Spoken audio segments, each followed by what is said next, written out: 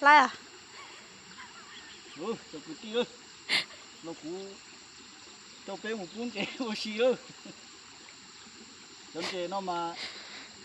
cụ sầu tay lúc ba nó rồi. Mà tôi khó lên nó mà giặc ba tôi rồi. Tôi tay cụ chung tôi chung việc chơi rồi. Hậu bé dùng trẻ mà bên nào tôi cho họ mà bé chỉ cú mà để chỉ lo thôi, nó cũng là sầu cú trẻ thôi, rồi cái tia cú trẻ này sai đó, cú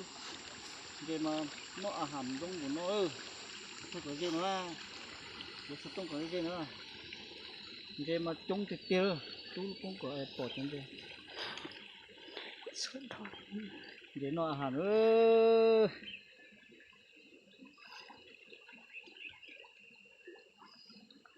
rồi về cỡ là cú tê chia nó là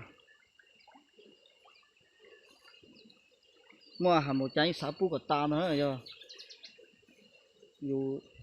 tít lửa nè tôi cái gì họ có bỏ chó ở cái trống nó tôi bỏ đây lại ha có thấy chưa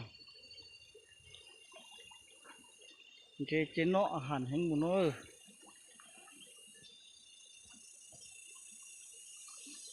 Bỏ tiết khô nữa. có tiếc khó chỉ cho nên nó à Khô này tôi non ok được. mấy cho nên cái nhó là tết to hơn mà mình chỉ tua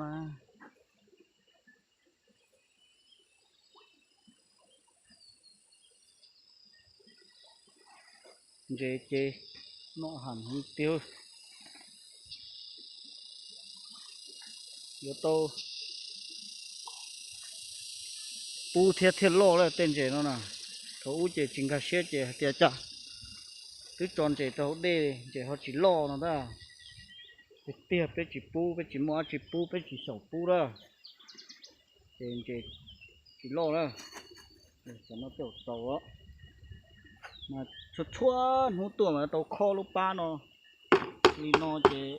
yon chế họ lúc ba nó đổ hết chế bỏ lúc tuổi chế tôi thấy lúc ba nó chế tôi trông đi trông xứng đó nhưng mà thực tế là giam bố xí tôi xứng đó thì có mà mua hẳn cho nó li nó chế để chỉ tôi xứng đó